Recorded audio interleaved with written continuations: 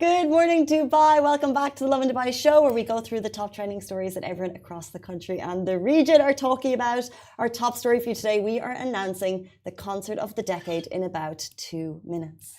And I am going to be dying. But anyways, Emaar unveils a tower to compete with Burj Khalifa. Also, the news you have really been waiting for. Summer is ending. We've got the date that autumn will begin. As well, we are going to be talking about a major celebrity breakup that is very sad. And tips for breakups. It is 348 days since the genocide continued in Gaza on October 7th. The current death toll stands at 41,272. The number of injured people is 95,551. 1.9 million people have been displaced from their homes. And in today's rapid weather report, highs of 38 degrees with humidity back up to 74%. The news that broke across social at 7 a.m. this morning, our minds are absolutely blown. Coldplay is performing live in Abu Dhabi in 2025. This is not a drill. Oh my days, we are so delighted to announce the news that you have been waiting for. Coldplay is bringing their record-breaking Music of the Spheres tour to Abu Dhabi. And let us tell you one thing, this is a GCC exclusive show. And it's part of their historic run that has already sold over 10 million tickets worldwide. You guys, I'm gonna die. I'm literally gonna die. You know, of course, you are just months away from belting out a sky full of stars, Fix You, and all of their iconic hits at Zayed Sports City on January 11, 2025. And for the fans, you have waited, by the way, since 2016, like I am, for this concert. And you know it's going to be one for the books. So, let's get to the important stuff. Where can you buy the Coldplay tickets? Okay, where can you get your hands on these tickets? Not even on sale yet, and we know they will be gold dust.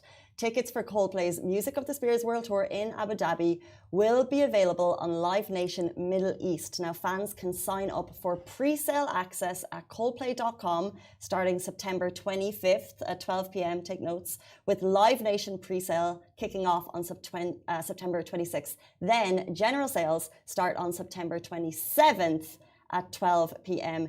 Do not miss your chance to be part of one of the biggest concerts of the decade. Get those pre-sale done. Get those tickets. Get your booking for your Abu Dhabi hotel ASAP. We love that they're bringing the big world tour to Abu Dhabi. Like we said, GCC exclusive. We're shook. Let me tell you one thing, Casey. Honestly, I genuinely cannot. And Baba, if you're listening to this, you better make it up for me. Because in 2016, I wanted to go. Same. I wanted to go. And my dad was like, it was on New Year's. And my dad was like, no, you should spend New Year's with us. It's a family, thing. And I was traveling. I was out of the country and I couldn't go. I literally feel your pain. How long ago was that? Oh my God, it's like almost a decade. Nearly a decade ago. Literally. And then my dad was like, no. And wait for this, you guys. Coldplay, please, if you're listening, please, you can share my story. It's a very deep story. And then towards the end, he goes like, you know what, Farah, if you want to go, you can go. After what, Baba? After what? The tickets are sold out. So now you better make it up to me and you better get me a ticket. Boom! Farah's dad is going to be on pre-sale. Nada watching the show. Good morning, Nada. She says she's been waiting since 2016 as well. This is the concert of the decade. This is the one you do not want to miss. It went live this morning. Thousands of likes. The story's already viral across the region. How amazing that Abu Dhabi is going to host the show. This is the one you do not want to miss. They were playing in Ireland a couple of weeks ago and they went on to Grafton Street, which is their main shopping thoroughfare. They broke the internet in Ireland. They sang We Pray. They had Burna Boy there. And like it just, every single moment, every single musical moment they do, it's always thought-provoking. There's always a connection, whether it's sustainability or social causes. And it's emotional. It is. Every single album is emotional and it is so worth it. I'm going to be on Live Nation getting my pre-sale. Refresh. Any ticket available, I'll try and grab that for sure. For sure, of course, for sure. Because you know what? I love their music. Their music is not like only like emotional or only party-ish, you know. They combine all of the factors together. You know, a good tune, good lyrics, good music video that is so organic and that is amazing. Yeah. And then it's like perfect. So I better get the tickets. And if I don't get the tickets, you guys, I'm gonna be crying. I'm gonna die. We'll refresh it. I will die. It's 12 o'clock, 26th, 27th. Yeah. The internet will break in the UAE and across the region as we all try and secure some tickets. A massive shout out to Live Nation Middle East for making this happen. We are so excited. January 2025, Coldplay coming to Abu Dhabi. Next up, we have some amazing stories for you today. This broke yesterday and we're shook. Well, of course, we all know Burj Khalifa, but Emaar unveiled a tower to compete with Burj Khalifa. So a new tower is making its way to Dubai. And this is all, of course, according to Arabian business. Now, Emaar is gearing up to build a huge tower that could rival the Burj Khalifa and become, as well, the world's second tallest building projects, like Azizi, Burj Azizi, which is 725 meters tall, and the Burj Khalifa, which stands at 828 meters. As for this tower, guys, we don't know. You know, we've got tons of questions and we have barely any answers yet. So all an exclusive from Arabian Business, and we're just comparing because obviously the Burj Azizi was just announced and then this is unveiled. However, so far there are 4 pretty wild design ideas in the mix for this tower. They're saying it could be a glass tube, it could be a rocket shape, and there are even some kind of Gothic era style spires as well. It may be at Dubai Creek, or it could be right next to the Burj Khalifa, as the super tower will be all about luxury with offices, hotels and leisure spots. Plus, it will have some seriously cool AI tech. Now, what's worth noting is we're giving you lots of maybes and ifs, but this is Emaar. Yes. It has been, so we know that when it is ready, it will be one of the world's most interesting towers, especially if it's going to beat the Burj Khalifa. I mean, they're competing with themselves. I cannot compete with them anymore. At this point, I'm just like, wow, so when is the next cool tower going to be? And I don't know how it'll look like. It's just going to be really cool and really amazing. And we know that the economy in Dubai keeps on improving and getting better, and more job opportunities are always around. They're always around, and Dubai is just like constantly moving forward. you cannot keep up with Dubai. True. I remember I had a conversation with someone just a few days ago, and they said they were here watching the construction of the Burj Khalifa. And I've been here for 10 years, and obviously it was a shining beacon when I arrived. Hopefully, in 20, 30 years' time, I can tell people. I watched the construction. I was the beep, insert name that. here, maybe will help. So that is to come. More details on that when we get it. Jumping in. It's still pretty humid today, but we've got good news on the weather front. Well, of course, if you guys are like me and you are a Dubai baby, you must know how annoying summer is. But summer is ending because autumn begins on September 23rd. Now, the Emirates Astronomy Society announced that summer is officially coming to an end next week. As we transition into autumn, we can expect temperatures to range between a comfortable 20 degrees and a warmer highs of 40 degrees. This change not only brings relief from the summer heat, but also marks a shift in our daily rhythms. So sunrise and sunset times will adjust, making the amount of daylight nearly equal to the hours of the night. We complain about the summer, but I'll miss it. The roads are quieter. I love the longer evenings. Like we get an hour extra in the day, and it's 7:30, so you're out of work and it's still bright, and you're thinking, "Oh, I've got the evening ahead of me." And it's naive, but then it gets dark. But I love the longer evenings, and that hour I think makes such a difference because when it's winter, you're leaving work and it's dark. I hate that. I mean, I do get your point. However, I'm so excited because I love winter plans more than summer plans. Sure. During the summer, all that you can do is, go somewhere close, somewhere like, with air conditioner, somewhere with...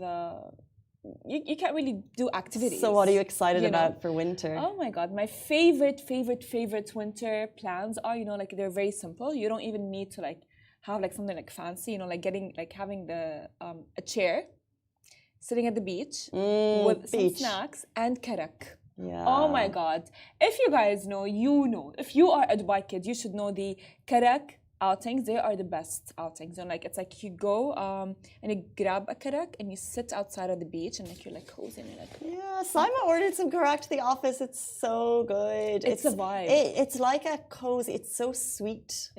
It's because it's cardamom. If anyone's watching Irish, it's tastier than Irish tea. It's really? Irish tea it's a daily drink that you drink as well, but it's not as sweet. It doesn't have the kind of spicy flavors infused in it. Yeah. Karak is like a warm hug. It is. And the best, by the way, it is a warm hug, as you said. And now can you imagine with me, Casey? You have that warm hug at the beach with a chair. It's cold and your blanket. And with your favorite person, vibe. With your favorite person. Oh, cozy. And you're having a very deep conversation. Can you imagine? It's oh yeah, oh my God. So the skies are beautiful. I'll give a shout out that you look very pretty today. Thank you. Thank you. Thanks. And can you imagine that? Well, I saw a great video of people celebrating the oncoming of winter. Did you see it? Nope. Can I see it? It's an amazing video. It's we shared it yesterday. I think it's got 220,000 views of local Emiratis at the beach, and they're just celebrating winter. And they've got streamers, and they've got music, and they've got drums, and they're winter's here. I've seen that because you know what as well. It's very prominent in the Emirati culture, which, by the way, we have adopted. If you are a Dubai kid, of course, you must have adopted some of the Emirati culture and everything that they really do, So one prominent thing is going to the desert, having, getting literally desert times, having a bonfire, having s'mores, having grill. Barbecues. Oh my God, it's amazing. It's when the West goes. I'm so excited. I think desert weekend hikes. That's my favorite thing because you realize in the summer it's very much an eating and drinking and going outside city, and then in the summer you're thinking, what can I do? But as soon as the temperature dips, the roads to Ras Al Khaimah will be packed, and we cannot wait. Before we jump, Jabal Jais. Jabal Jais. Yep. In Ras Al Khaimah. Yeah, but it's still the fact that people either go to Ras Al Khaimah and they just go there and just camp, or go to Jabal Jais and sit there and watch the sunrise. Oh my Yes. God, yeah. Before we jump into our next story, the Lovin Dubai newsletter has had a major refresh. So if you shun social media, you hate Instagram, you hate Facebook, except for this show, but you would still like your daily dose of news fresh to your inbox every day, you can subscribe now to the Lovin Dubai newsletter. And of course, you'll find the sign up link at our link in bio on Instagram. Jumping into our final story of the day, some sad news that broke yesterday. A friend of the show, Abdu Rozik, has announced his breakup. So we send our best wishes to the Tajikistani singer who announced his wedding earlier this year. He posted a video yesterday asking his followers for support and love during a difficult time. He as well clarified that his marriage was not for fame. He simply said the couple grew apart and we are moving on. Yeah, he said life This is very happens and when you sad. spend more time together, you just move on. And he was like, look, I just hope that my audience can be there for me. He looked a bit shell-shocked and sad. So I don't know. He's such a lovely guy. We've had a couple of interactions with him because we had him on the show originally when he visited Dubai, I think maybe 4 years ago. And since then, he's just catapulted in this superstar fame. He announced his wedding not too long ago. And some people said it was for fame. And his response was like, well, it's time I get married, you know? I'm a 20-something-year-old guy. I want to Build a family, make roots. I remember that when it broke down and Haram, like he went through a lot. A lot of people assumed for him, did not even allow him to maybe live his marriage the way he wanted to. However, like they grew apart, as he said, maybe things didn't work out and he is going through a breakup. So like he's going through a public breakup and that is like going through a breakup itself is hard.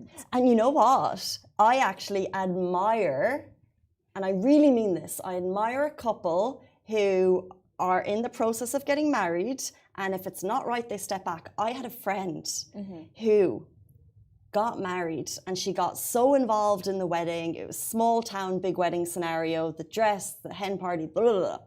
She got involved in the fuss. She said she knew on the day of the honeymoon, the first day of the honeymoon, that it wasn't right. She said she got so caught up in everything going on around her that she had the wedding and she knew the next day they've divorced. So it's really hard to pull back after this announcement. And I think people should probably respect that, like, they've actually done a very adult move here by being like, look, it's not right. A lot of people could have gone through with it because of all the nice things that come with 100%. the engagement time. 100%. Because you know what? When couple like Abdul and your friends, they just like step away and realize that it's not for them, or it's like not the relationship that they want, it's a very smart move, because like then later on when kids are going to be coming and the kids are going to be involved, it's going to be really even harder to leave and it's going to be unfair on the kids. Yeah.